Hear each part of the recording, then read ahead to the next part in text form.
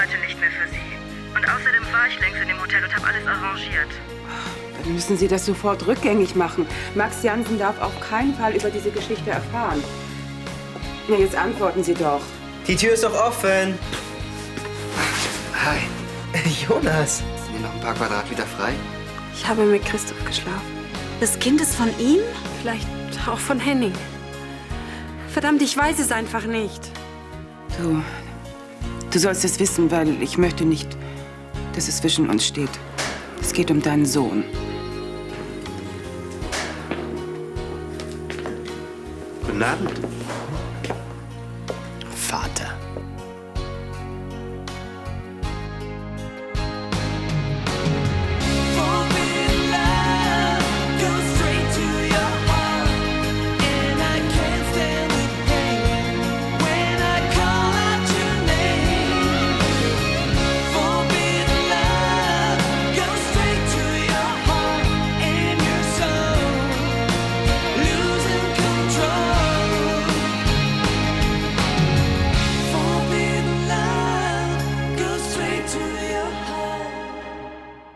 Du hast wohl nicht mehr damit gerechnet, nach so langer Zeit Vater zu werden? Ja, was soll das? Mein Sohn ist tot. Er ist bei einem Autounfall ums Leben gekommen. Das ist eine ziemlich bequeme Erklärung. Max. Ich weiß wirklich nicht, was Sie meinen. Du Feigling! Hast du das damals auch zu meiner Mutter gesagt, als sie schwanger war? Also diesen Unsinn muss ich mir nicht länger anhören. Ja, geh nur! Darin bist du ja besonders gut. Aber glaube nicht, dass du diesmal damit durchkommst. Wir telefonieren. Hier. Damit du nicht vergisst, was du uns angetan hast. Ingrid. Oh, du erinnerst dich sogar noch an ihren Namen. Woher haben Sie das? Das ist so gut wie alles, was mir von meiner Mutter geblieben ist. Aber Maximilian ist tot.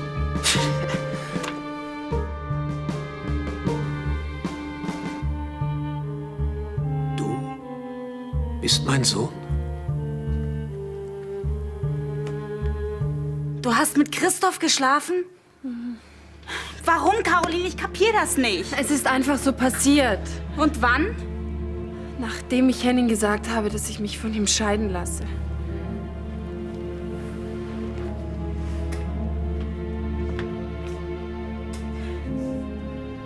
Moment mal, das war doch in der Nacht, in der Henning verunglückt ist. Halte mir jetzt bitte nicht vor, was ich alles falsch gemacht habe. Das weiß ich schon selber. Jetzt weißt du nicht, wer der Vater deines Kindes ist. Mein Gott, es lief alles so gut mit Henning. Weiß Christoph, dass du schwanger bist? Weder er noch Henning. Und sie dürfen es nie erfahren. Sonst ist alles vorbei. Wie willst du eine Schwangerschaft vor ihm verbergen? Das ist es ja. Ich weiß es nicht. Danke, dass ich erst mal hier bleiben kann. Wozu hat man schließlich Freunde? Das kann ich doch machen. Leg dich wieder hin. Ach komm, lass gut sein. Ja, sicher. Es tut doch noch verdammt weh. Nur beim Lachen. Aber so lustig war die letzte Zeit auch nicht. Ich bin so ein Idiot gewesen. Ist ja noch mal gut gegangen. Wenn ich mir vorstelle, was noch hätte passieren können. Komm, hör auf. Schließlich bist nicht du mit dem Messer auf mich losgegangen. Aber ich habe dich in die Sache mit reingezogen. Schnarchst du eigentlich? Keine Ahnung. Du? Gabriele hat sich noch nicht beschwert. Gut. Du vermisst sie, ja? Sie kommt doch bald wieder. Bis dahin habe ich bestimmt auch was Eigenes gefunden. Ja, dass dein Vermieter dich einfach so rausschmeißt, ganz schön krass. Ja, vor allem ein Anruf von mir aus Italien bei meiner Bank. Und die Miete wäre gezahlt worden, aber so... Naja, ist dumm gelaufen. Du warst in Italien? Ja, es war mein Abstandsprogramm. Das war nach dem Horror aber auch echt nötig. Ja und, wie war's? Ich habe wirklich geglaubt, dass du ums Leben gekommen bist. Ja, weil es so verdammt bequem war und du dein schlechtes Gewissen beruhigen wolltest. Nein, mehr als einmal habe ich versucht, dich zu sehen, aber deine Großeltern haben das verhindert. Weil sie gewusst haben, was für ein mieses Schwein du bist. Ingrids Tod war ein schwerer Schlag für sie, darüber sind sie nie hinweggekommen. Nach ihrem Tod kam ich für ein paar Jahre in ein Waisenhaus. Weißt du, was das für ein Gefühl ist, keine Eltern zu haben? Zu der Zeit war es mir nicht möglich, nach dir zu suchen. Und dann die Zeit bei meinen Adoptiveltern? War auch nicht gerade das, was man gemeinhin eine schöne Kindheit nennt, aber das war dir egal. Nein!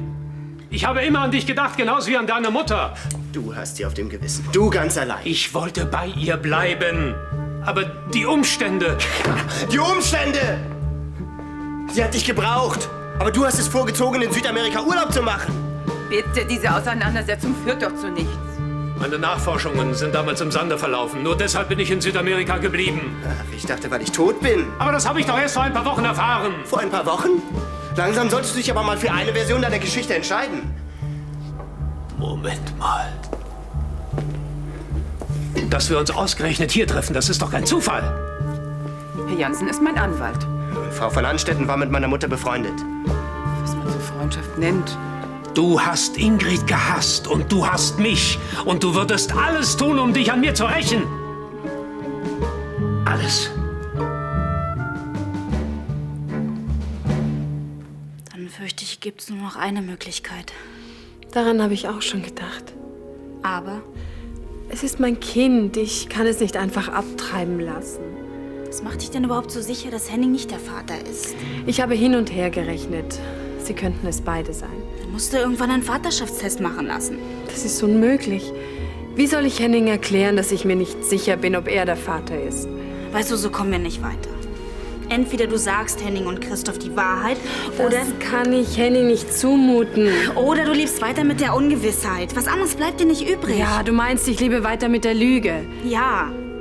Es geht jetzt hier nicht um dein schlechtes Gewissen, sondern auch um dein Kind. Das ist doch viel wichtiger. Entschuldigung, störe ich? Nein, nein, komm ruhig rein. Alles in Ordnung mit dir? Natürlich. Was soll denn sein? Ich habe mich einfach an die Autobahn gestellt und bin in den nächsten LKW eingestiegen. Hast ja Glück gehabt, dass du keinen Transport auf die andere Rheinseite erwischt hast. Ich glaube, das wäre mir an dem Tag völlig egal gewesen. Die Sache mit Kathi hat dich ganz schön mitgenommen. Ja, war immerhin mein erster Flugzeugabsturz. Beinahe. Dafür hast du dich aber ganz gut gehalten. Am meisten hat mich erschreckt, dass sie mich so leicht manipulieren konnte. Wenn Kathi damals gesagt hätte, spring in den Rhein, ich hätte es getan. Du warst verliebt. Und du wolltest dir helfen, über Heinos Tod hinwegzukommen. Ja, ist voll daneben gegangen. Aber was soll's? Der Albtraum ist ja jetzt vorbei. Und du bist sicher, dass du nicht mehr ausrasten wirst? Ich habe wieder mit Tai Chi angefangen. In Italien. Da kannst du doch höchstens Mikado spielen mit Spaghetti. Blödsinn. Meinst du, Italiener haben nie Liebeskummer? Ja, und was hat das damit zu tun? Die wissen schon, wie sie das regeln.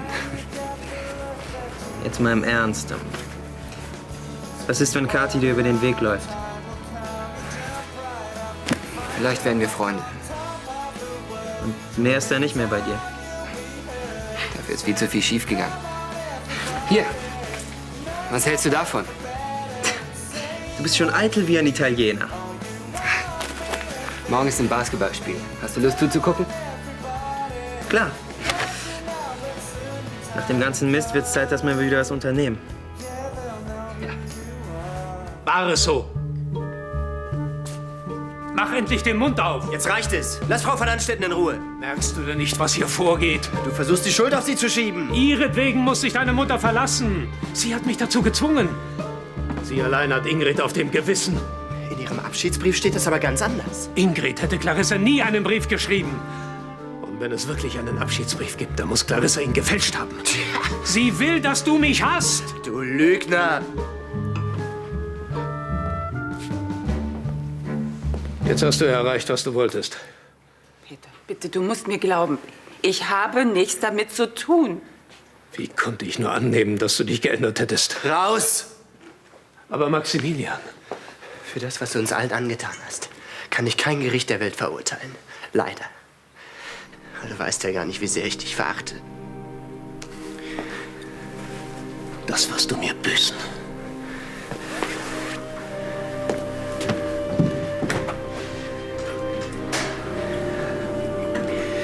Was ist das nur für ein Mensch? Alles in Ordnung mit Ihnen? Es hätte nie so weit kommen dürfen.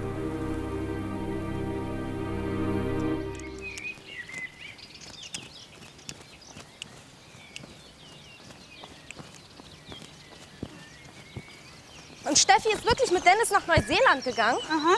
Und eure Konzertagentur? Naja, Steffi ist ausgestiegen, bevor sie überhaupt richtig eingestiegen ist. Naja, immerhin hat sie ihren Traumprinzen gefunden. Manche Prinzen können aber auch Frösche sein.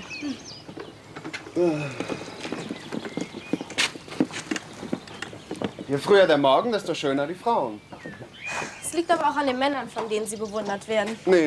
Eine wirklich schöne Frau wird von jedem Mann bewundert. Und dank Caroline geht's dir ja auch wieder besser. Das musst du ja ganz genau wissen. Was soll das, Kathi? Christoph hat recht. Lass gut sein. Caroline tut wirklich alles für mich. Hast du schon vergessen? Sie wollte dich verlassen.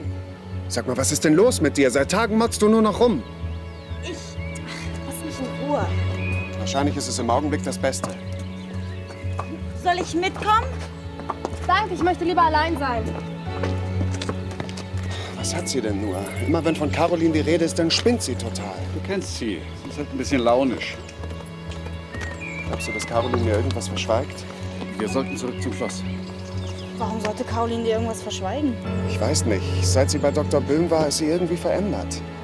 Hat sie dir gegenüber eine Andeutung gemacht? Nein. Und wieso fragst du sie nicht selbst? Wenn ich wüsste, wo sie ist. Ach, sie wollte hier auch im Park sein. Malen. Naja, bis dann. Tschüss.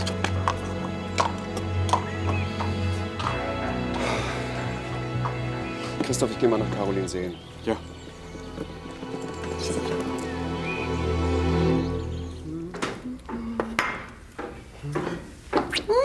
Guten Morgen. Guten Morgen. Habe ich dich geweckt, mein Schatz? Nein, ich habe nur schlecht geschlafen. Ja, das habe ich mitbekommen. Du hast dich die halbe Nacht hin und her gewälzt. Habe ich dich gestört? Nein. Ist das wegen Clarissa? Warst doch gestern Abend noch bei ihr. Dieses Hin- und Hergezerre um diese Scheidung geht mir langsam auf die Nerven. Hat sie ihr Angebot zurückgezogen? Das nicht, aber Clarissa ist trotzdem nicht so angenehm. Du hast es ja jetzt bald überstanden. Und dann bist du frei für mich. Musst du nicht ins Bistro? Oh ja, es ist schon ziemlich spät. Hör mal, am besten du frühstückst gleich, dann fühlst du dich besser. Hm? Das täte ich nur ohne dich. Hör mal, holst du mich heute Mittag im Schneiders ab? Ja, versprochen. Vielleicht nimmst du auch ein schönes, entspannendes Bad. Hm? Ciao, bis später. Bis später.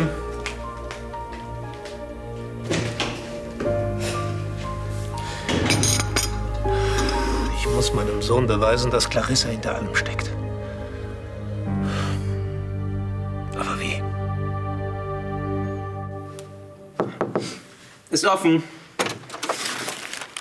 Hi, wie geht's dir? Ganz okay. Und selbst? Ja, alles okay. Wegen gestern. Ich hoffe, du bist nicht böse. Weil du keine Lust hattest, ins Kino zu gehen? Ja, wäre ja mal eine Abwechslung gewesen. Ich an deiner Stelle würde mich ja auch langweilen. Ach, das geht schon. Ich komme ganz gut alleine klar. Und was ist das? Ach so, ich hoffe, du hast noch nicht gefrühstückt. Lecker. Dankeschön. Magst du auch? Dankeschön. Oh, du möchtest verreisen? Vielleicht nach Venezuela? Nee, die Sachen, die sind von Jonas. Jonas ist wieder hier. Er hat hier gepennt. Wie geht's ihm? Gut. Und was das andere angeht, Du glaubst, er würde meine Entschuldigung jetzt annehmen? bestimmt.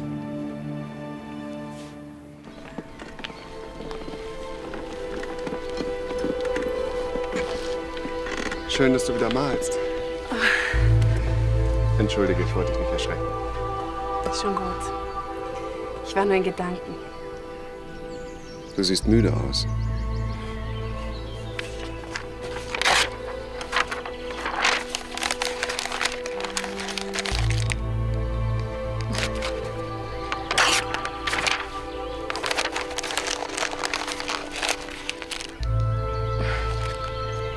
Es ist alles in Ordnung. Habe ich dich gestört? Ach, ich kann mich heute einfach nicht konzentrieren. Das glaube ich auch. Bitte? Seitdem du beim Arzt warst, stimmt irgendwas nicht mit dir. Ist die Diagnose schlimmer, als du zugeben willst? Was ist es dann? Sag's mir.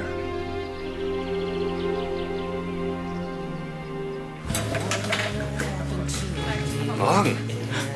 Jonas! Ey, du hast renoviert. Sieht klasse aus. Danke. Seit wann bist du wieder da? Ich bin gestern Abend angekommen. Und? Wie geht's dir? Gut. Und dir? Ich kann nicht klagen, abgesehen vom täglichen Kneipenstress. Tut mir leid, dass ich den Job ohne Vorwarnung hingeschmissen habe. Besser als weitere Gläser. Die Gäste finden es nicht so komisch, irgendwas an den Kopf zu kriegen. Ich im Übrigen auch nicht. Die Zeiten sind ja jetzt vorbei. Ich kann es selbst kaum glauben, aber mittlerweile stehe ich echt drüber. Auch wenn Kathi jetzt zur Tür reinkommen würde? Selbst dann. In den letzten Wochen habe ich wirklich viel nachgedacht. Mir ist einiges klar geworden.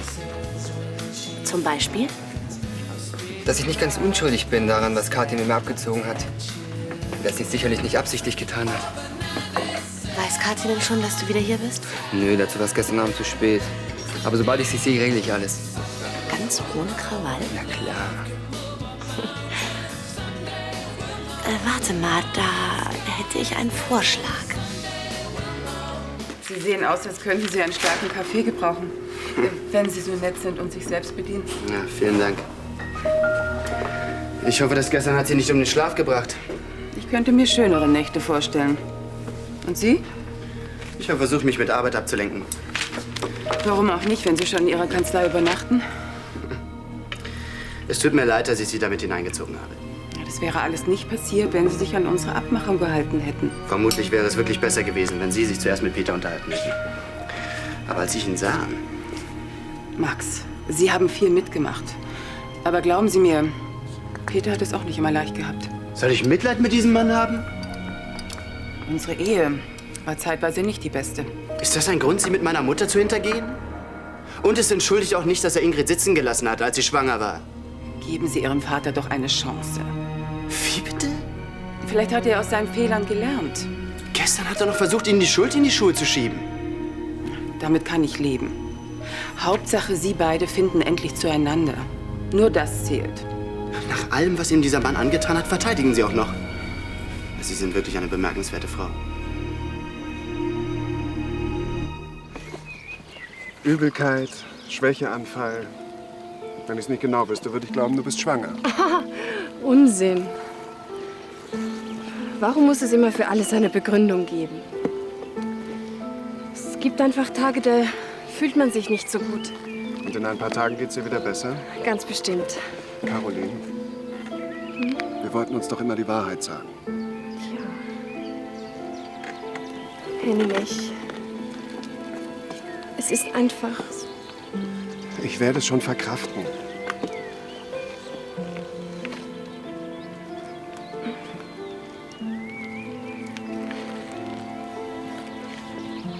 Ich mache mir Vorwürfe. Wegen deines Unfalls. Das musst du nicht. Wenn ich dich nicht so vor den Kopf gestoßen hätte, dann würdest du nicht im Rollstuhl sitzen.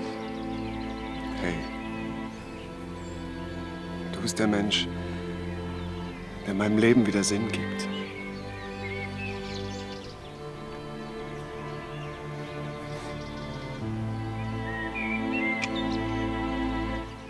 Ja, du bist echt klasse. Schon okay. Bis zum Mittag bin ich wieder da. Oh, der Kaffee. Lass dir Zeit. Hallo, hi. Und viel Glück. Danke.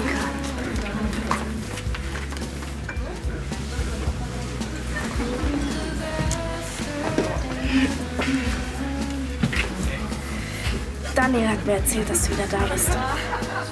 Seit gestern. Jonas, was da zwischen uns beiden passiert ist, das tut mir schrecklich leid und ich habe das nicht gewollt. Ich habe ja selber nicht gemerkt, was ich da mit dir gemacht habe. Das weiß ich. Ich wollte dir das die ganze Zeit erklären, aber du warst plötzlich verschwunden. Ich muss erst mal weg. Nach der Sache mit Daniel habe ich Angst vor mir selber bekommen. Schade, dass wir uns nicht unter anderen Umständen kennengelernt haben. Wir kriegen das schon hin. Tja, dann will ich dich ja auch nicht länger aufhalten. Mach's gut. Kathi, was hast du heute Nachmittag vor? Nichts, wieso? Daniel und ich gehen auf ein Basketballspiel. Kommst du mit? Ja, gern. Es gibt also keinen Pfarrer Stubbe bei Ihnen? Naja, das hätte ich mir ja denken können. Trotzdem, vielen Dank. Clarissa, du Luder.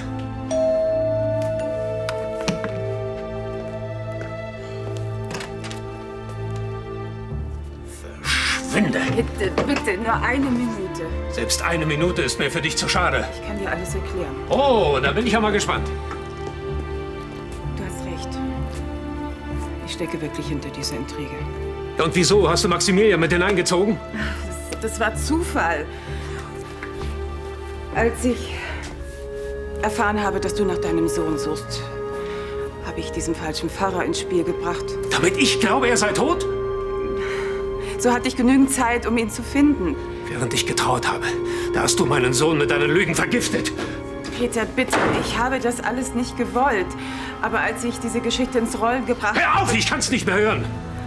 Damals habe ich dich gehasst, aber seitdem wir zusammen in diesem Fahrstuhl waren, habe ich gemerkt, was ich wirklich für dich empfinde. Musst du immer erst das Leben anderer zerstören, bevor du dir über etwas klar wirst? Sie will mir sogar ein Zimmer zum Sonderpreis vermieten. Wann? Du kannst wohl gar nicht abwarten, mich wieder loszuwerden, ne? Heute Nacht habe ich gedacht, ich würde auf einer Baustelle liegen. Und spätestens, wenn Gabriella wieder da ist. Braucht ihr keinen Bettvorleger mehr. Ja. Ja, ich denke schon, dass sich in der nächsten Zeit was ergibt. Gut. Hast du übrigens die Tickets für das Spiel gekriegt? Ja, die 3 Karten sind an der Kasse hinterlegt. 3?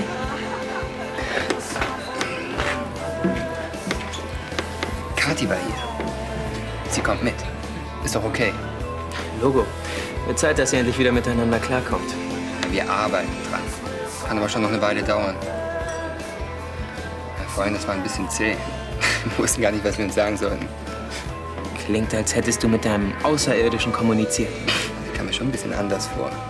Sag's bitte noch ein bisschen kryptischer. Ja, vielleicht habe ich mir das alles zu einfach vorgestellt.